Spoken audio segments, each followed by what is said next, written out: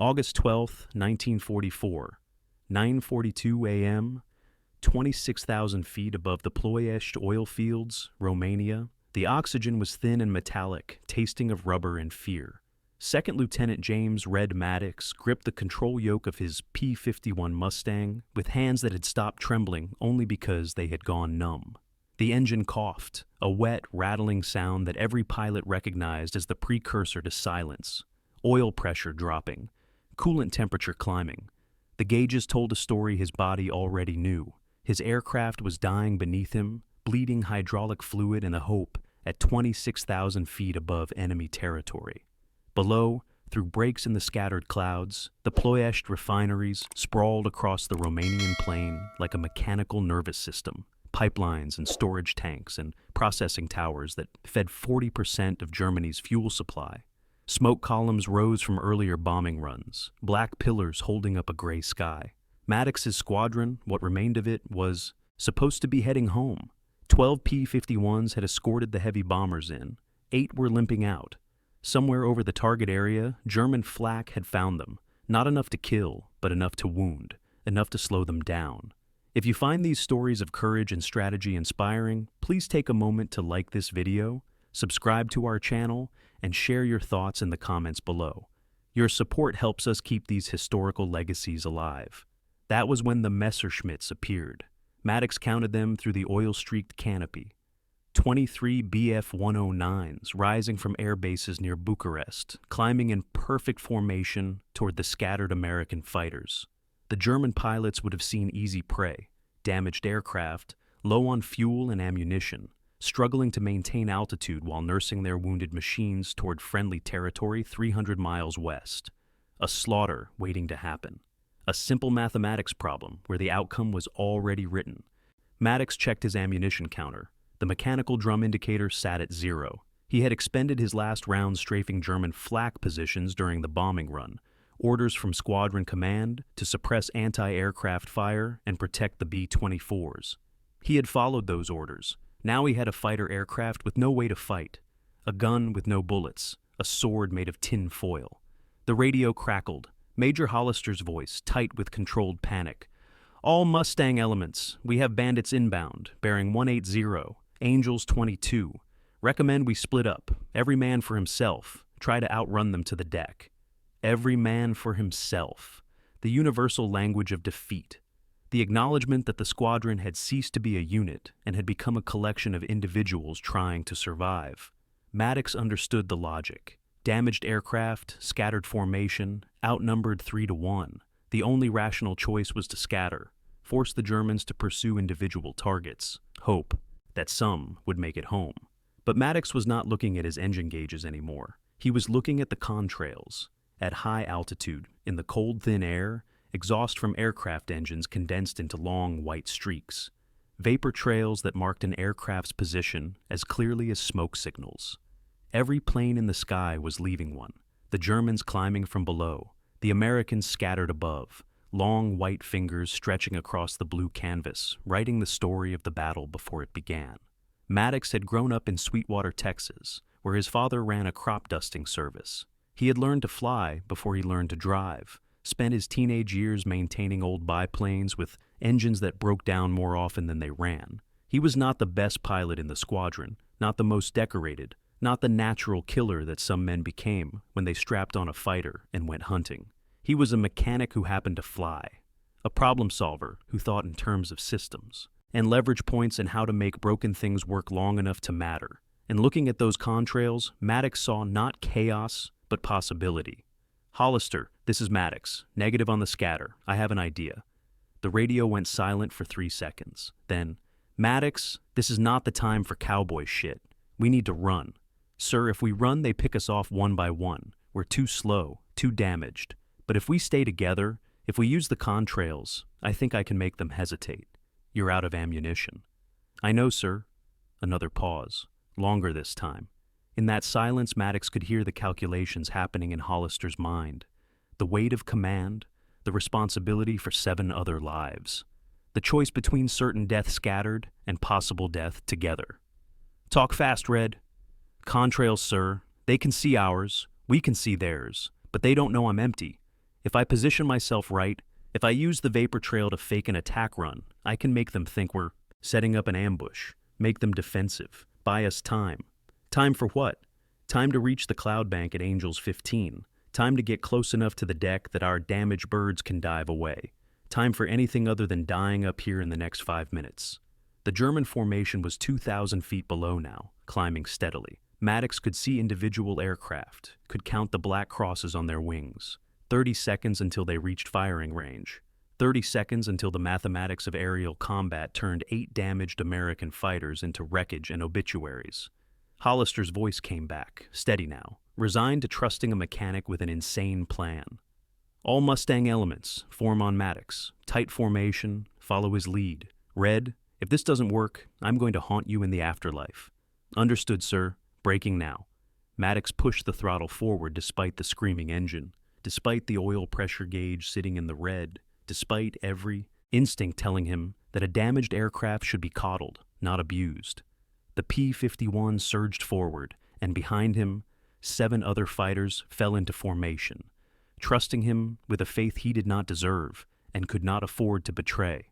To understand what happened in the sky above Romania that August morning, one must first understand the nature of aerial combat in 1944. By the 4th year of the war, dogfighting had evolved beyond the romantic vision of knights dueling in the clouds. It had become a science of energy management, positional advantage, and split-second decisions based on incomplete information. A pilot's survival depended not just on skill, but on reading the intentions of an enemy he could barely see, interpreting the movements of distant specks against an infinite blue void. Contrails were both blessing and curse. They revealed your position to everyone within 50 miles, but they also revealed theirs. Experienced pilots learned to read vapor trails like tracking, A-signs in snow, the angle of approach, the rate of closure, the telltale curve of a fighter entering a turn or beginning a dive. A straight contrail meant pursuit or interception. A curving one meant combat maneuvers. A suddenly ending trail meant an aircraft diving below the condensation altitude or destroyed in combat. The Germans climbing toward Maddox's squadron would have seen 8 contrails, 8 targets, scattered and vulnerable. What Maddox intended to do was rewrite that narrative, make the contrails tell a different story, one of strength instead of weakness, of hunters instead of prey.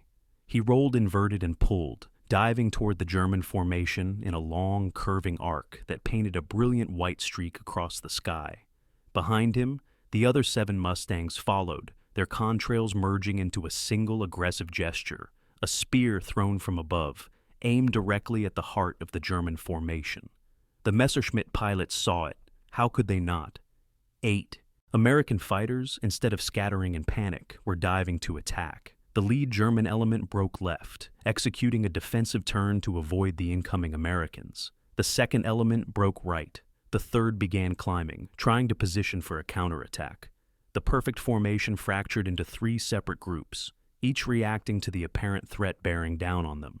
Maddox held the dive until he could see the faces in the German cockpits, or imagined he could anyway, then pulled up hard, the G-forces pressing him into his seat, gray creeping into the edges of his vision. His contrail carved a massive white arc across the sky, a monument to aggression that existed only as frozen water vapor and bluff. He did not fire. He had nothing to fire, but the Germans did not know that. The lead Messerschmitt, expecting a stream of 50 caliber rounds, broke hard right and dove. Maddox did not pursue. He climbed back toward the scattered American formation, his contrail, drawing a question mark in the sky.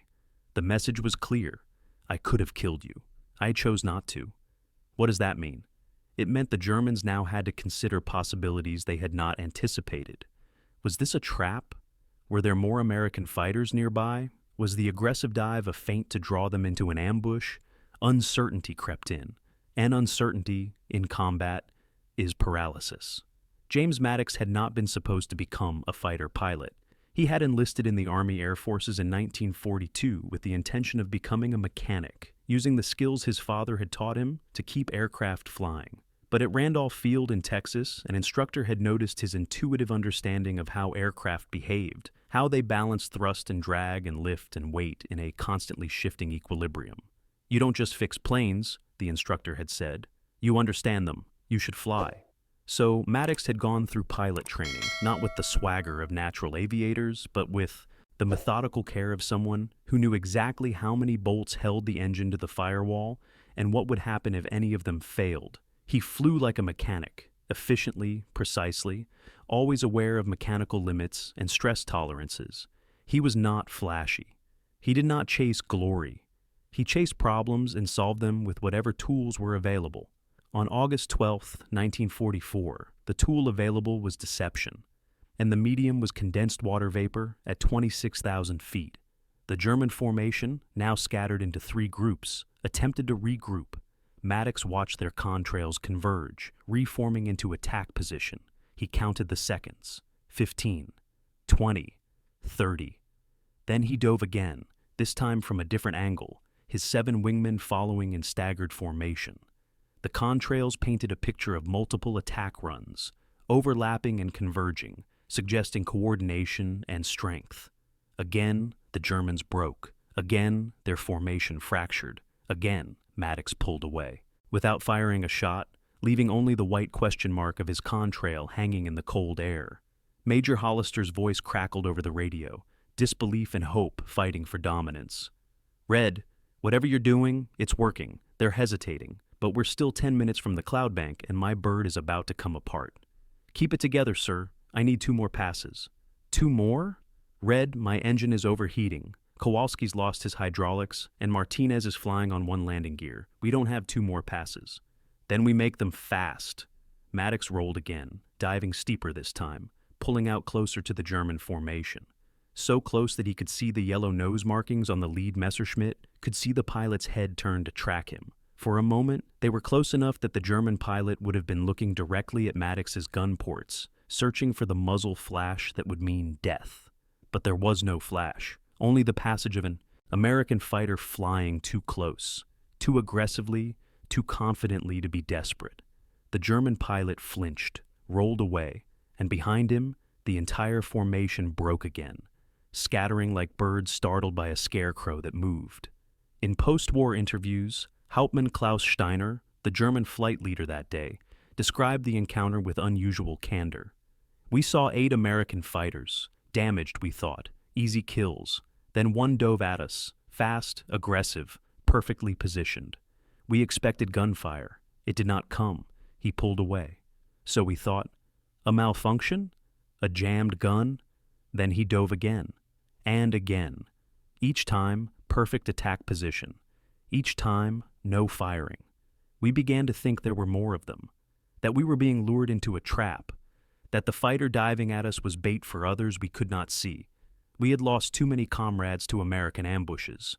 We had learned to be careful, perhaps too careful.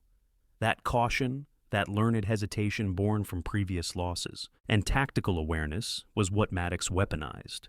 He turned the Germans' experience against them, made their knowledge a liability. Each feinted attack reinforced the narrative of an ambush, of hidden threats, of Americans who had learned to coordinate their attacks and punish over-aggressive pursuers. The truth was simpler and more absurd. One pilot with no ammunition, flying a dying aircraft, painting lies in the sky with frozen breath. By the 4th pass, the American squadron had descended to 15,000 feet, close enough to the cloud bank that individual aircraft could peel off and disappear into the gray sanctuary. Maddox made one final dive, this time pulling up directly in front of the German formation, his contrail slashing across their flight path like a warning line. "Do not cross!" The Germans did not cross. They circled, regrouped, and by the time they organized for a renewed pursuit, the American fighters had vanished into the clouds. Maddox was the last to enter, glancing back to see 23 Messerschmitts orbiting above the cloud layer, their contrails weaving patterns of confusion and frustration against the blue. Inside the clouds, flying on instruments, Maddox finally allowed himself to breathe. His hands started shaking again. The adrenaline that had held everything together drained away, leaving only exhaustion and the sick realization of how close they had come to dying. The engine coughed twice, seized, and then miraculously caught again. He descended blind, trusting his instruments, trusting his training, trusting that the mechanics who had built this aircraft had done their job well enough that it would hold together for 10 more minutes. It did. Barely. All 8 American fighters made it back to their airfield in southern Italy. 3 landed with engines that seized moments after touchdown. 2 had hydraulic failures that left them unable to lower flaps or landing gear properly. 1, Hollister's aircraft, had a coolant leak, so severe that the engine block cracked from thermal stress 5 seconds after he cut the ignition. Maintenance crews swarmed the damaged birds, shaking their heads, muttering about miracles and luck and pilots who pushed machines past any reasonable limit. Maddox climbed out of his cockpit, legs unsteady, and vomited into the dirt beside the runway. Not from fear, though fear was certainly present. From the physical toll of high-altitude flying, oxygen deprivation, adrenaline crash, and the simple fact that his body had been holding itself together through willpower alone, and now, finally, could afford to fall apart. Major Hollister found him there, handed him a canteen of water, and sat down in the dirt beside him. They did not speak for a long time.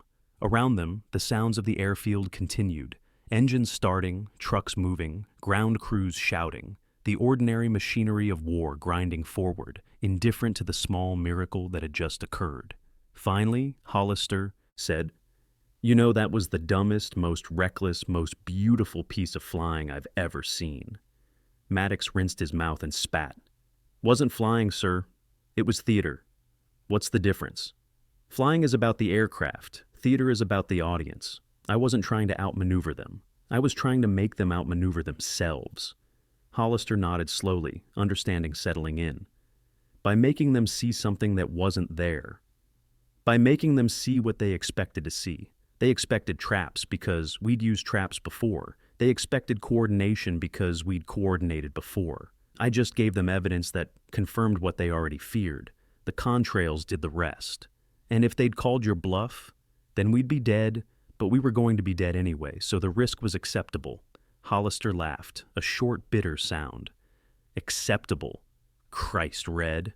You took 7 men into a bluff with no cards and no ammunition."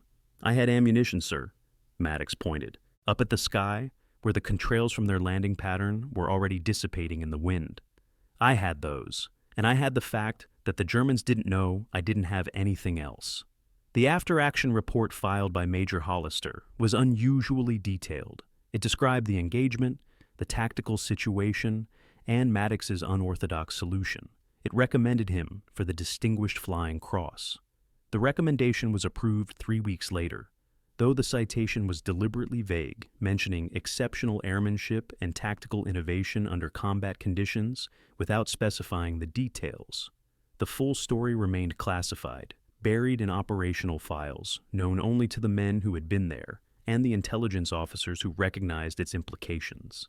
Because what Maddox had done was not just a one-time improvisation, it was a template, a demonstration that in aerial combat, perception could be weaponized as effectively as bullets, that an enemy's expectations, experiences, and cautions could be turned into vulnerabilities, that sometimes the most effective attack was the one you never launched, the shot you never fired, the threat that existed only in your opponent's imagination.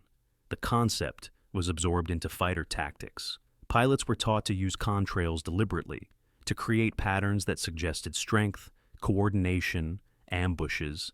They were taught to feint, to bluff, to make the enemy hesitate just long enough to create an opening. The mathematics of aerial combat expanded beyond energy states and turning radius to include psychology, deception, and the manipulation of information. Maddox flew 23 more missions before the war ended. He never fired his guns empty again. After Romania, he was meticulous about ammunition management, always keeping a reserve, but he also never forgot the lesson of August 12th, that sometimes the most powerful weapon was the one your enemy imagined you had. There is a photograph taken in September 1944 at the airfield in Foggia, Italy. It shows 8 P-51 pilots standing in front of a Mustang with a fresh kill marking painted on the fuselage, a Messerschmitt BF 119 silhouette with a question mark stenciled beside it. Maddox is in the center, squinting against the sun, looking uncomfortable with the attention. The other 7 pilots are grinning, relaxed, alive in a way that only people who have survived something impossible can be. The question mark was Maddox's idea. "Can't claim a kill when you didn't fire," he had told the crew chief who wanted to paint 23 swastikas on the nose. But we can claim a question. That's accurate. The photograph captured something essential about the nature of the war in its later stages.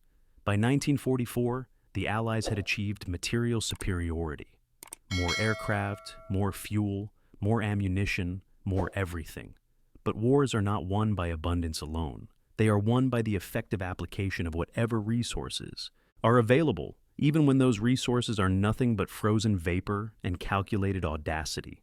The Germans, by contrast, had experienced the opposite trajectory.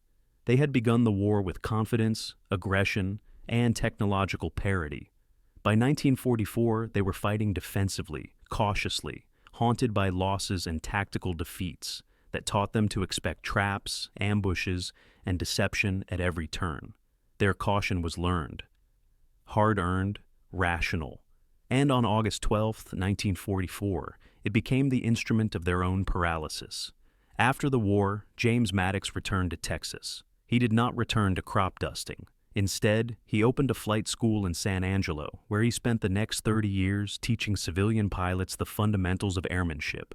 He was known as a demanding instructor, obsessive about systems knowledge, insistent that his students understand not just how to fly, but how aircraft worked, why they behaved as they did, what happened when things went wrong. He rarely spoke about the war. When pressed, he would offer only generic stories, long missions, bad weather, close calls that sounded like every other veteran's close calls.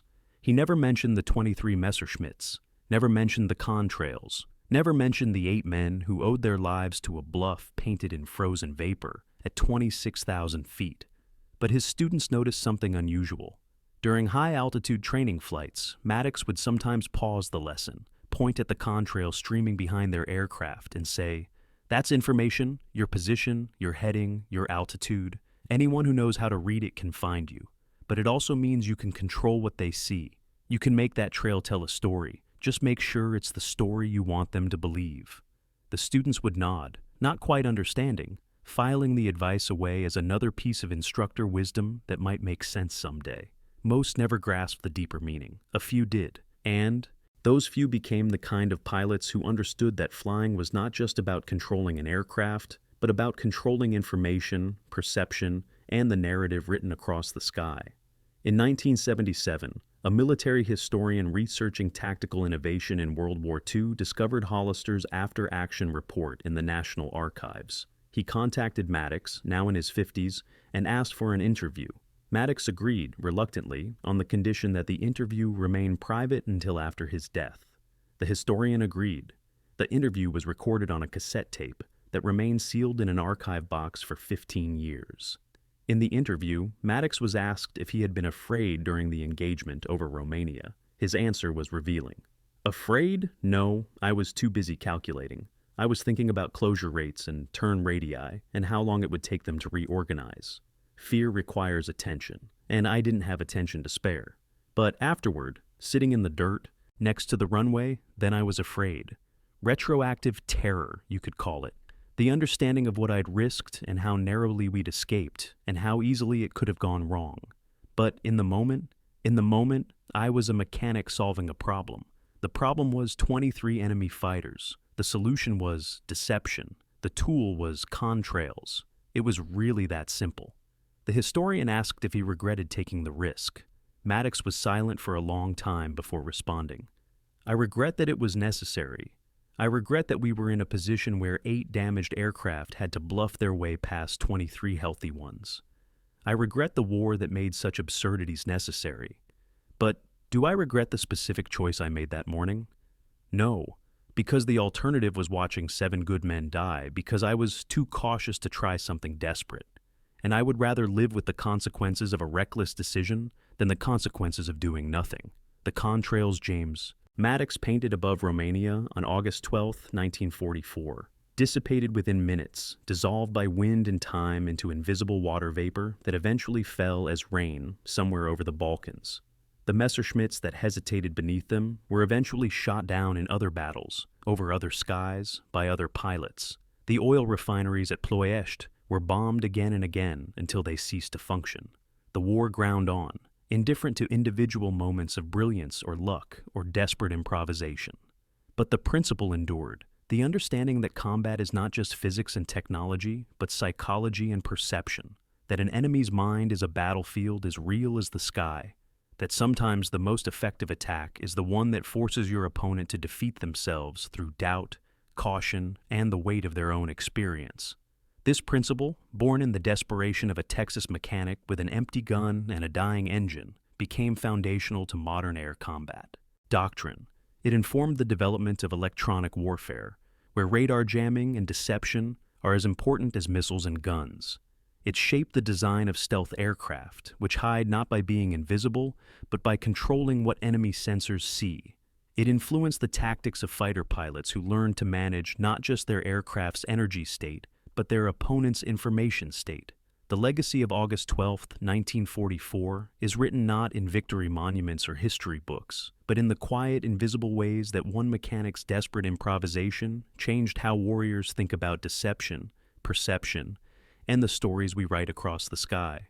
There is a grave in Sweetwater, Texas, marked with a simple headstone that reads, James Red Maddox, 1921-1996, pilot, instructor, father. No mention of the Distinguished Flying Cross. No reference to the war, just the essential facts of a life lived quietly after a moment of extraordinary circumstances. But above that grave, the Texas, sky stretches infinite and blue, and on cold winter mornings, when the air is thin and dry, contrails from passing aircraft sometimes cross in patterns that almost look deliberate. White streaks painting temporary stories across the emptiness, telling narratives that last only moments before wind and time erase them into nothingness. Those contrails are not trying to deceive anyone. They are simply physics, hot exhaust meeting cold air, condensation forming and dispersing according to natural laws. But to those who know the story, who understand what happened above Romania 78 years ago, those temporary white lines carry a deeper meaning. They are reminders that information is power, that perception shapes reality, that the stories we tell, whether with words or weapons or frozen vapor, have consequences that echo far beyond the moment of their telling. James Maddox saved 7 men with nothing but air and bluff, and the calculated manipulation of what an enemy expected to. See, he turned vulnerability into apparent strength, weakness into perceived threat, and imminent death into survival through the simple act of controlling the narrative written in condensed water vapor. That is not magic. It is not even particularly complicated. It is simply the recognition that warfare, like all human endeavors, is ultimately a contest of perception and will, that the side which controls what the enemy believes will often prevail over the side which controls only what the enemy sees. The contrails above Texas dissipate and reform, temporary as breath, permanent as memory, and somewhere in those vanishing white lines is the ghost of a lesson that one mechanic taught the world, that sometimes the most powerful ammunition is the shot you never take, the threat you never make real, the story you paint in sky that forces your enemy to write their own defeat. That truth flies still, invisible and eternal, in every contrail that crosses every sky, telling stories that last.